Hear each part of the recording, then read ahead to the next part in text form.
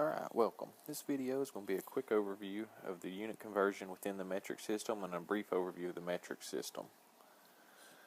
We have the standard system, which is what's typically used in America, and the standard system will be very confusing. The metric system, I think, is much easier, and as far as the math part of it, is a lot easier. And once you sort of understand how the units work, I think that makes everything simpler. You have three main units of conversions. We have lengths, weights, and liquids. The lengths, we use meters as the base unit. For weight, we use grams. And for liquid, we use liters. And so for each unit, that's sort of our main root word that we deal with, depending on whether we're measuring length, weight, or liquid. Each of these units typically will have a prefix on them. Sometimes they don't, and they're used as the base unit, but most of the time when you see them, they have a prefix.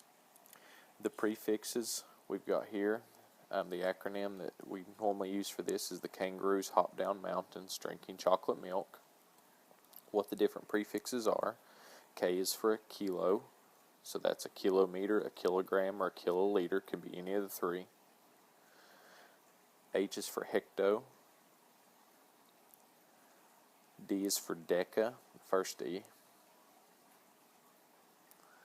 The middle one is for the meters, liters, and grams. So this is the base unit. This is actually no prefix. Then the smaller d below that is for deci. Below that is centa. And then the smallest unit is for the typical standard one is the milli. Now the key thing to know on this is on a base 10 system, which means to go up or down, you're either multiplying or dividing by 10. The easiest way, I think, for most people is to remember is if you're going down, you multiply the unit by 10 to go down. So using this chart to get a few basic units here, 1 kilo is going to be equal to, if we went one jump down, that would be equal to 10 hecto. 1 kilo would also be equal to, if we went down two jumps, would be equal to 100 deca. So this is the base 10 system. You just multiply whatever the number is by 10 if you made one jump. If you made two jumps, multiply that number by 100. So try another one here. 1 kilo would end up being 1,000 base units, so meters, liters, or grams, depending on what we're measuring. Alright, so using this sort of knowledge and knowing that you just multiply by 10 every unit you go down, the units on the top are the biggest, and as you go down, they're smaller units of measure, and you multiply by 10 every step you go down. Let's do a few unit conversions with this. So the first problem wants us to convert from 15 kilometers to decimeters. If they just have a dm, always go to the deci. For the deca, they will put da. Alright, I'm going to do what's called a factor label problem, so I start off with sort of a big flat line. I'm going to write my original problem on the top left, and then I'll just draw me a vertical line afterwards. Everything I put after this is going to be straight unit conversions from our chart. Now, diagonal to kilometer, I'm going to put kilometers. Then above it, I want to put what I can convert to, especially when I can do a direct jump to it. By putting them diagonal, they're going to cancel for me in the end. Now, the bigger unit here is the kilometer. The decimeter is the smaller one. Whatever the bigger unit is, when I do factor label, I always want to put a 1 in front of it. Now, we need to figure out how many decimeters are in 1 kilometer. I'm going to draw out my chart. Kangaroos hop down mountains drinking chocolate milk. Kilos at the top, deci is below the meter.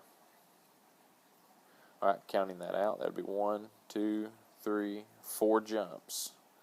So that means 1 kilometer is going to be 1 with 4 zeros on it, decimeter.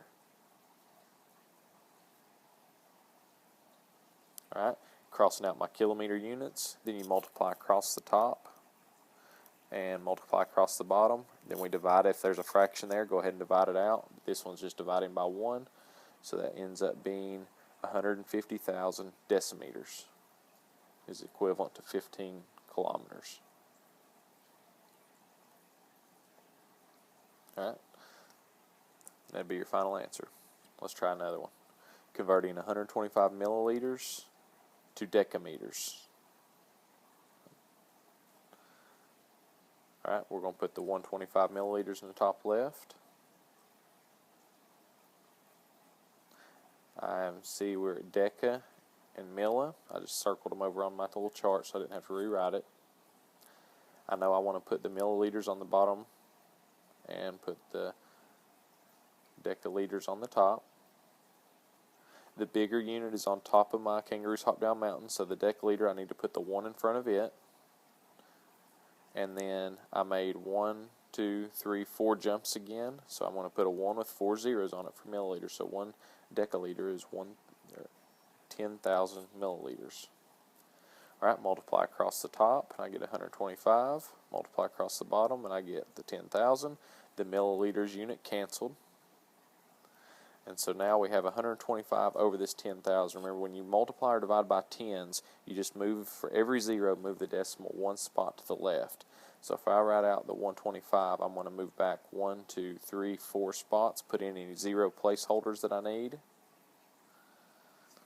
So we've figured out that 125 milliliters equals 0.0125 decaliters.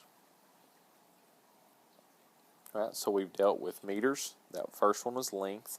This was liters. It works just the same, but this would be liquid measurement. Let's move on to grams. So we're going to convert 125 kilograms to grams. I'm going to start out with my factor label chart, put my 125 kilograms in the top, draw my line. I'm going to jot down my little chart so I'll have it here handy. Kangaroos Hop Down Mountains drinking chocolate milk. We're going from kilograms to grams, so I'm just going to circle where they're at. Now grams, there's actually not on the chart because remember that middle unit is meters, liters, grams. Alright, to go from kilo down to meters, actually let's go ahead and label it over here. I put kilograms diagonal so they cancel, put the grams on top, kilos on top, so it's the bigger unit. I'll put a 1 with it, and then we see that we have 1, 2, 3 jumps, so that means I need to put a 1 with 3 zeros since we had 3 jumps for the grams, the smaller unit. Alright, kilogram units are going to cancel, multiply across the top, 125,000 over 1, we're in our grams unit, and since it's divided by 1, we just have the top. 125,000 grams is equivalent to 125 kilograms. Alright, let's try another one. Converting 72.5 meters to millimeters. Set up my factor label. Put my 72.5 meters in the top left. I'm going to go ahead and label and put my meters in the bottom, millimeters up on the top. Look over at my chart. The meters and millimeters. Millimeters are the bottom one, meters is up there in the middle. And I went down 1, 2, 3 jumps. The bigger unit is meters, so I need to put the 1 there. And I'm going to put 1,000 up on top because I made 3 jumps. Alright, my meters unit will now cancel. Multiply across the top. 72,500 millimeters. It was divided by 1, so that would be it. Alright, just a couple more for good measure. Nope, that's it. Alright, so there we have converted different units of the weight, the length, and the water weight, and we've used the whole metric system basically. And just remember, every time you go down, you multiply by 10 more. The top units are always bigger, and if you can remember Kangaroos Hop Down Mountains drinking chocolate milk, that little thing will help us keep the correct order. And remember that meters, liters, and grams are all in the middle. That should help you get through your metric system. Thank you. Have a good day.